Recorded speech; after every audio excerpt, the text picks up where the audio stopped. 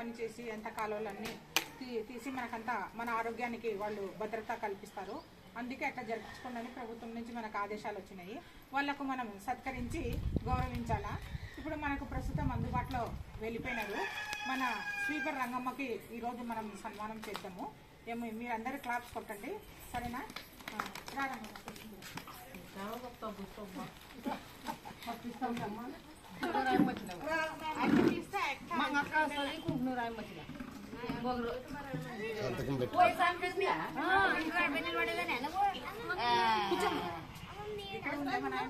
సంతకం పెట్టిపో. క్లాప్స్ కొట్టండి అందరూ. రంగమ్మ క్లాప్స్ కొట్టండి.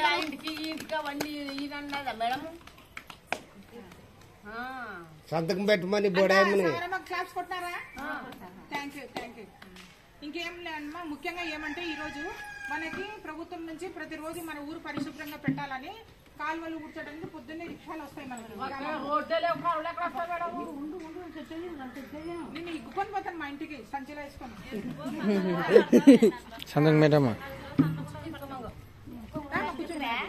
అంటే వచ్చినట్ట మన చెబులు కూర్చో.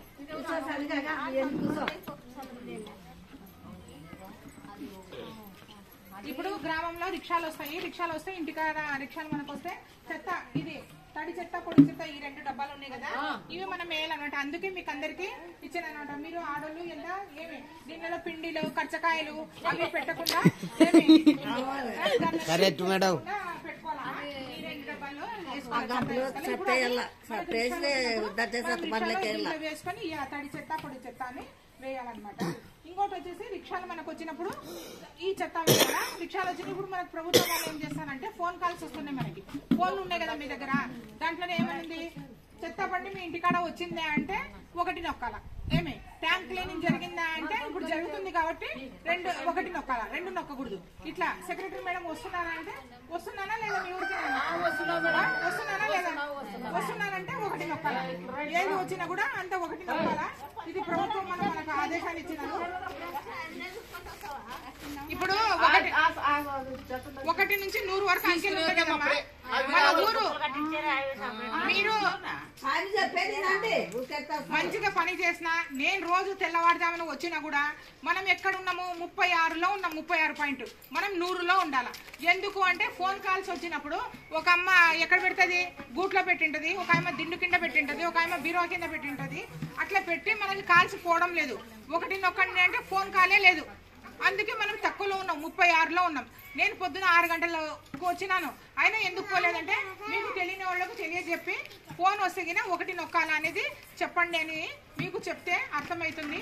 మీ సాధక బాధకలు ఏమైనా సమస్యలు ఉన్నా కూడా నా పరిధిలో ఏమైనా ఉంటే కూడా నేను పరిష్కరిస్తాను మీకు. ఏదన్నా ఇప్పుడు మనకి జాబ్ కార్డులు ఉంటాయి, కొంతమంది చేసుకుంటారు, కొత్తగా పెళ్లి అయింటది, వాళ్ళకు మళ్ళీ న్యూ ఎంట్రీ మనం చేస్తాము. ఏదన్నా సచివాలయం సంబంధంగా ఏమైనా సమస్యలు ఏమైనా మీకు మనకు చేయగలిగినవి ఏదన్నా ఉన్నా కూడా నేను మీకు సహకరిస్తాను, సరేనా? పొదుపు వాళ్ళంటే నాకు ఎక్కువ ఇష్టం. ఎందుకంటే 95లో పొదుపు మనకి ప్రారంభం జరిగింది. ఎందుకు పొదుపు చేస్తారో తెలుసా? ఒక ఆయన వరల్డ్ బ్యాంక్ అనే ఆయన ఏం చేస్తాడు, చాలా డబ్బు ఉంది గవర్నమెంట్ దగ్గర పొదుపు ఇక్కడ ప్రపంచ బ్యాంకులో. దీనికి ఏమన్నా మనం ఉపయోగం చేయాలా అంటే ఒక ఆయన మదిలో మెదిలిందంట, ఆ డబ్బు ఎవరికి ఇవ్వాలా, ఆ డబ్బుని 2 ఎట్లా చేయాలా అంటే ఒక మగ ఆయనకి ఒక ఆడామికి సంతలో 100 రూపాయలు ఇచ్చి పంపించినాడంట టెస్ట్ చేసేకి. ఈ డబ్బుని ఎట్లా వినియోగం చేస్తారని పోయిందంట. ఈ రంగమ్మ పోయిందంట, మరసంగా ఆడ బెండకాయలు దొరికినాయి. ఎంత అంటే 30 రూపాయలు అంటే 30 రూపాయలైనా అంత ఎక్కువ లేదని ఆ రేటుని తక్కువ చేసి 25 రూపాయలకి అట్లా అని చెప్పి 25 రూపాయలు తీసుకుంది. దాంట్లో ఎంత మిగిలి అమ్మకి 5 రూపాయలు. మళ్ళీ ముందు పోయింది, బెల్లమో ఏదో కావాలా, అది టీ పొడి చింతపండు అక్కడ ఎంత అంటే 20 అంటే 15 తీసుకుంది. అట్లా అన్ని మిగిలించుకుంటూ వచ్చింది. మిగిలించుకుంటూ వచ్చి ఎంత చేసింది, 30 రూపాయలు మిగిలిచ్చింది. 100లో ఎంత మిగిలిచ్చింది, తనకి కావాల్సిన కొనుక్కొని 30 రూపాయలు మిగిలిచ్చింది. మిగిలిచ్చిన తర్వాత ఈ మగాయనకి ఇచ్చినట్టు కదా 100 రూపాయలు, ఆయన ఏదో ఒక 20 రూపాయలు పండ్లు ఏమో కొనుక్కొని తర్వాత అక్కడ సరాయిది ప్యాకెట్ ఉంటే అది కొనుక్కొని చెట్టు కింద పడుకున్నాడు. ఈ 100 రూపాయలు ఇచ్చినాడు కదా ఆయన, 100 రూపాయలు ఇచ్చిన ఆయన ఏం చేస్తాడు, ఇప్పుడు 100 రూపాయలు ఆడామికి ఇచ్చిన, 100 రూపాయలు మొగానికి ఇచ్చిన, ఇద్దరికి సంతకు పంపించిన, ఎవరెంత మిగిలిస్తారో అని చెప్తే ఆయన తెచ్చి 30 రూపాయలు మిగిలింది సారు అని. ఈ మొగాయన ఏడున్నాడు అంటే సరాయి తాగి చెట్టు కాడ పండుకున్నాడు. ఆ ఉన్న 20 రూపాయలు ఏమో కొనుక్కున్నాడు, అది కూడా అక్కడే పారేస్తున్నాడు. అప్పుడు గవర్నమెంట్ వాళ్ళు, ప్రభుత్వం వాళ్ళు, పెద్ద పెద్ద పరిశీలకులు, ప్రభుత్వం వాళ్ళు, పెద్ద పరిశీలకులు వాళ్ళు ఎవరికి ఇస్తే మనకు ఇది న్యాయం జరుగుతుందని వాళ్ళు ఆలోచించిన వాళ్ళు అప్పుడు ఒక పొదుపు గ్రూప్ అని 95 సంవత్సరంలో ఇది మనకు స్టార్ట్ అయింది. దాంట్లో నేను నాకు అప్పుడు ఉద్యోగం లేదు, నేను కూడా ఒక మెంబరే ఫస్ట్ స్టార్టింగ్ లో.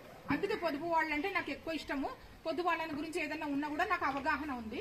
అంత పెద్ద ఆదిశక్తి మీరు, పరాశక్తి, ఆదిశక్తి, మీకు మించిన శక్తి వాళ్ళు ఎవరికి లేదు ప్రపంచంలో. ఆ స్త్రీకున్న శక్తి ఎవరికి లేదు. ఇప్పుడు చూడండి, మనకు కాలుతుంది, మొగోళ్ళకి కాలితే వాళ్ళకి తట్టుకునే శక్తి లేదు. మనకు తట్టుకున్నా కూడా కాలినా కూడా మళ్ళీ రొట్టేస్తాము, ఏం కావాలో అన్ని చేస్తాము, అన్నం వారుస్తాము, అన్ని చేస్తాము. దేవుడు మనకి స్త్రీలకు ఆ శక్తి ఇచ్చినాడు. కాబట్టి మీరు శక్తి స్వరూపులు. ఏదైనా కష్టపడతారు, ఏదైనా మిగిలించుకుంటారు, ఏదైనా పొదుపు ఉంటుంది, ఏదైనా మీరు దాన్ని సాధిస్తారు, ఒక జీవితాన్ని సాధిస్తారు. కాబట్టి నేను ఇప్పుడు మీ మధ్య వచ్చి ఇట్లా మనకి ఈ యొక్క పర్సంటేజ్ అయితే తక్కువ వచ్చింది మనకి, 1 అనే దాంట్లో మీకు అర్థం కాకనో లేకుంటే తెలియకనో చేస్తారు. మాకు అధికారులు ఏమ్మా మీరు బాగా పని చేస్తారు, ఎందుకు మీకు ఇట్లా జరుగుతుంది అంటే నేను అందరి మధ్యలో చెప్పిన. స్కూల్ పిల్లలు కూడా వచ్చి చెప్పిన, మీ పిల్లలు వచ్చి చెప్పినారమ్మా, స్కూల్ పిల్లలు, మీ పిల్లలు కూడా నేను చెప్పినాను స్కూల్లోన 1 అని చెప్పండి అని చెప్తే మేము చెప్పినామా అని చెప్పినారు తల్లిదండ్రులకు. చెప్పినారా మళ్ళీ మీకు అందరికీ చెప్పినారా? చెప్పినారు. అదే ఎందుకంటే ఉండాలని నేను ఇంతసేపు ఎందుకున్నానంటే మీ అందరి కోసం ఉన్నా, తెలుస్తుంది. ఇప్పుడు ఎంత నొక్కుతారమ్మా రిక్షా? అందరు గట్టిగా చెప్పాలా? రిక్షా వస్తే ఎంత వస్తుంది? మీ ఇంటికాడ రిక్షా వస్తుంది. మళ్ళీ ట్యాంకులన్నీ క్లీనింగ్ అవుతున్నాయి కాబట్టి ఎంత నొక్కుతారు? 1. మీరు గట్టిగా చెప్పాలబ్బా. టీ తాగినారా లేదా? నేను మీతో చేపించుకొని తాగిపోదాం అనుకున్నా, ఇంత మెల్లగంటే ఎట్లా? ఆదిశక్తి పరాశక్తి గొంతులు ఎట్లుంటాయి? ఇట్లా ఉన్నారు కాబట్టి అదే కొట్లాట వాడమని ఇప్పుడు చూసుకోండి అమ్మా, చేసుకోండి. అరుస్తారు మీరు అంతా నిలబడండి.